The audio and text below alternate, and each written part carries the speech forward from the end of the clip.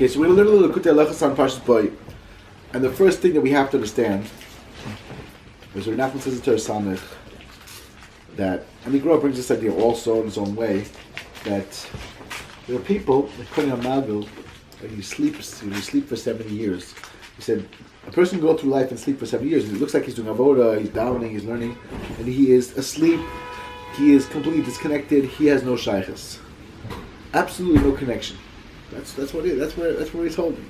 So he has no shaychus, no connection to anything. It's like he is mamish asleep. So this person does a lot. He does things by rote. He's not awake. He's not really awake and aware of what's going on. He's sleeping. He's like kind of like going through the motions, as it were, but it's not really not connected the way you want to connect. And there are very complicated ways of waking him up. So the question was asked, we said right from the Breslov, don't let the Yitzhak, right? In Sota says, you don't do the burial unless you have a spirit of folly, so why are you responsible? So he said, you let it in. So how do you not let it in? So one of the better ways of not letting it in, and there are many, many levels of this aspect. One of the better ways of not letting the Yitzhak in is to live with Tveikus, live with Emunah. Tefillah, learning, davening, all these things, they're what going to give you the koach not to fall. When a person is not holding the learning, not holding the davening, he's basically fast asleep, but so that's like not a simple. That's not a simple matter. It's not so easy to. So that's what we again. So come on. So the person has a big aura, has a big illumination. He's getting it. It's connecting. So that's a time when it's not so hard to hold on. It's not so hard to hold on and be strong and to, make things happen the way they're supposed to happen. That's not that difficult. You could do it. I could do it. So you could turn it the other way. So how do you make sure it doesn't take over you? So again, we'll be talking soon about mikveh B'ez Hashem. So mikveh, one of the things that mikveh does is it saves from the Yetzer Hara. So that's last week also. This bechina like mikveh has a koyach. We'll talk a little more about that this year. Mikveh is a starker thing. Torah is also a starker thing. Every mitzvah, and the more Tveikus I have, the more Emunah I have, the more I'm focusing and connecting. That's the more I'm going to be zocheh to get to a place where I'm able to deal better with the Ruch Shtus. Rav would say 300-400 daf Gemara. Gemara Rashi gives you a certain more koyach to deal with this Ruch Shtus in a better way. And that's really what it comes down to. We all have choices, and we all have to make the right choices in whatever way we can, and move towards better, move towards adding kedusha, like the Rebbe says in the Torah there. So there's an Indian there's an Indian of Nachman says it's something called Tzipuri Ma'aseh from Shem Kadmonius, from these ancient years, right? It's a very deep level of waking someone up. He even gave these beautiful stories. Maybe we'll to learn one or two of them. That really, they encapsulate the deepest Torah possible. Like literally, you can have a story that it literally, basically sums up for you 50 chapters of Eitz Chaim or something, some unbelievable. And it's like the story you could tell a 5-year-old, like, oh, interesting story, oh, very good. It's like, mamash, you read this, you're like, it's unbelievable. It's amazing stuff. And so these stories wake a person up from sleep. That's what it comes down to. That's what these stories do. I actually heard from a Yid. I suspect that this was a Kibak's work, although I don't have any proof of that. But this guy actually, he was in a certain place. Another guy he was with, but I'm sure he doesn't want his name said, so I'm not going to say his name. But so the guy was confused with everything that was going on in his life, and this person, I have suspect that Rebbe gave him direction, but I'm not sure of it. But he started, he was by Shabbos, and he started reading the Rebbe Nachman stories. And he said he felt such a arousal and awakening, and he doesn't even understand how to explain it. He said it was and that's really what you do. When you're dealing with these stories, there's tremendous power to them. So there's also something called the stories from Mikev study. There's something called the stories from within the years, right? Not quite as sublime. And you have to get to this level of as sublime, this very deep, deep, deep understanding and connection to the Torah through a story. So one of the foundational stories is the story of Yitzhak and Mitzrayim.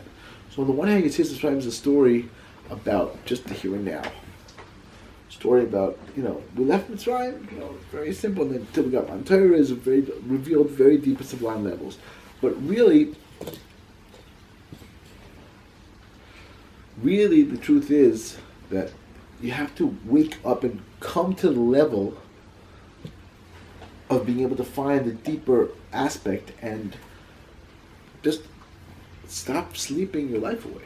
We want to wake up at some point. Every person has times when suddenly you feel like you're really there, you're aware, you're in a different place. I'm just in a different place now. I'm just connected. Something's working for me. I'm like, that is not something you ever give up on, and it's not something you ever let go of. It's like something you want to live with and build on. Rebbe Nachman says, add kedusha, add holiness. So you want to take them, you carry them, and you get to this place of stick with that arousal, that waking up, that Torah, that connection, the way it's supposed to be. And that's this aspect of really, again, breaking the klip, right? The bechor. Like we said, come on already, and that's this, no, not re. You break, and last week, it was like the other catch of the klip, but you break the you break the other side. You want to break out. Rebbe Nachman says you have a tremendous power.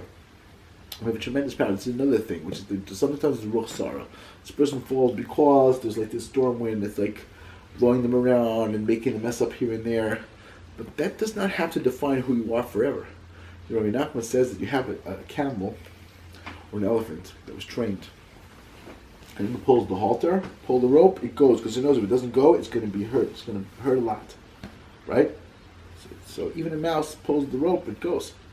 He said, you have to know from your strength. He says, your nafshi chazaka, don't be like the elephant or the camel that doesn't know its strength. You pull the rope, you better listen, or you're going to get hurt. He said, when you just squash it. He said, the Yitzhar has no real substance. It's not real. So on the one hand, we have to work to this place of not staying. It's because you was a ruch sarah, or you couldn't then, you couldn't this, or you couldn't that. That doesn't mean that you should be in a place where you stay and you're caught and you're trapped. So you want to wake up to a place of Yetzias Mitzrayim where we get out of this constriction of the sleep. That means bringing in the aspect of the and waking up. I want to be awake. I want to be aware. I want to do my tafkid. What am I here for? I want to just float around. Floating, you say to you, learn a little, listen a little. Where's the Nosson Torah? Where's Hashem? Where's the Baruch Hu Lamed? Something to reveal in the learning connection. We're so lucky. We're going to yeshiva. We're learning. We're trying to davening. We're trying to connect. You have to try to wake up. I want to be awake. I don't want to sleep my life away. That's one of the very big lessons of what Yetzias Mitzrayim is about. Yetzias Mitzrayim, one of the big lessons of Yetzias Mitzrayim is this aroused sata. If you want to wake up, you have to a little bit be aroused from within yourself. You have to wake up and say, I want to wake up, I want to start, I want to begin, I want to get there, I want to make it happen, I want very much to. And then Hashem does the rest for you. But you have to wake up, you have to try to wake up.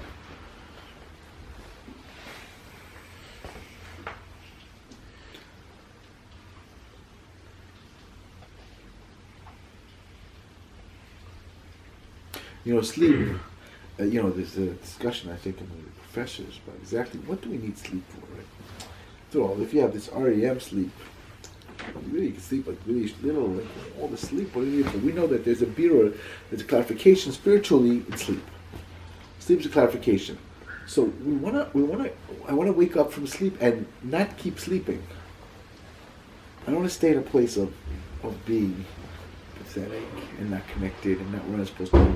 I want to be in a place where I realize I have tremendous koach. I can do so much. I want to wake that up. Not riboy, not too much. Like I said before, the breaks that happen very often is when a person pushes himself too much. The Rebbe says riboy or broke everything. The Rebbe Nasson's medayik from that sugi, the Malchi Kedem, right? All these the malachim, the breaking of the vessels. He says the Maisa, if you push too much light, you break everything to pieces. So that's not good. So you have to be zoche on the one hand, not to overdo it, but on the other hand, to be awake and to do what you can do. So that's a little bit about what. At what point in Yetzias Mitzrayim should we have been awake? At what point should we have woken up by? Okay, that's a good question. Everyone is different.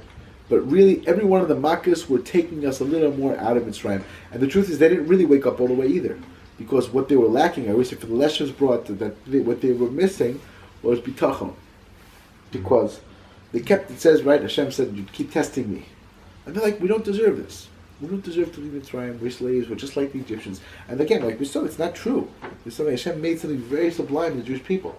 So we had to just like trust and say, okay, Hashem, you take us out of Mitzrayim. You know what you're doing. Okay. It's like, no, we don't deserve this. We don't deserve that. You're like, you don't deserve it. Right? This is the problem. So it becomes, now it's harder. What are you doing? And a person like with its beamers, without any, it would have been much easier. And they just weren't holy by it. They weren't on the level. It's true. So that's really what it comes down to. We want to wake up, and every Makkah gave us a little more waking up, and there's levels and levels and levels of waking up. There's a level of waking up where Egel Zav is not trying for Chalal. Egel Zav is not possible. But even Levi didn't stop it when it happened. They only stopped later. They only stepped forward later. It's very... Just between like the third Makkah and like the seventh, like they get the point. Why is it like that? They're waking up more. Like, okay, so we have like this. So really, this was last week's year. So like last week's year, very big kiss of the Tzaddik is that every Makkah actualized another part of the Jewish nefesh and broke another part of the Sitra Achra of the other side that's hard to hold us back. I went through it. If you have an email, you can listen to it until it send it to you guys if you want. But the Indian is that he goes through each Makkah. I went through each Makkah. It's not only what he's mahal, like whatever the mahalach of these 10 things and how to understand it. But one way or the other way, like the point is that there's 10 ways you can either actualize or not actualize. There are always different aspects, and each of these plagues woke up something else. Right? That's the bottom line. Or yeah, the Degel, right? The Degel says the Jewish people had or. Right? We had or in our house. His or is gematria raz, secret. This of deep connection. And every one of the marks is that way. You have the deep wondrous connection that you get through each and every makkah, like what was happening, how it was happening, where it's like Bechoros was breaking the highest levels of the other side. You break something to pieces, you realize that there's nothing here. There is no Yitzhahara. It's all Hashem. It's all good. You're in a place of Nosson and wonderful places, and like everything slowly but surely you learn how do I like I said, there are levels and levels of waking up. That's really what it comes down to. There's one guy who's waking up to learn Daf a day. And the guy waking up, he's davening. His davening is actually davening. The people who daven, they're like, I always write. I don't remember. I probably told this right. The Beditchever came over to someone. Right, it was in shul. Came over to someone. They finished davening. He went over to one guy. Said Shalom Aleichem. Another guy Shalom Aleichem. Another guy Shalom Aleichem. Like Shalom Aleichem. Like we didn't go anywhere. And then no. You were thinking about your daughter's men praying shidduch, and you were thinking about this fair in Leipzig. You were thinking about whatever. And where your thoughts are, that's what you like. Must have to teach us. So just welcome you back. We're done davening. Nice to see you back again. It's like this is it's your choice. You have it's my choice of where I am, how I am, what I like. You can be awakened. Were these guys awake? That's a pretty drastic. You don't have to. Like Rebbe Nachman says that one of the davening is also called tehillah, right? Praise of Hashem. So tehillah is the lashon of like stirring things up or confusion, right? Right. So he said because the minute you want to daven like a mensch, suddenly all the chaos you ever came into play, all the things you ever hit on today, you get hit with it. Your mind's trying to distract you, so that the Rizach will come back. But it doesn't mean you're mamish. Like there's a level of sleeping where you're like, oh, it's davening time now. Fine. That's it's like that's not what you want to be. That's not who you want to be. You want to be the person who's going to be awake in davening. Or if not awake in davening, so at least awake during the first bracha of Shemona Esrei, like a little something, like trying to focus on the words, trying to wake up. Another bit, whatever you can do. Everybody according to where he's holding of how do I broaden the kedusha? Waking up means broadening kedusha. There's Parshas there, one aspect. Learning how to broaden it and deepen it. Everyone according to his level. So we're done, Baruch Hashem, with a little bit of Nosson.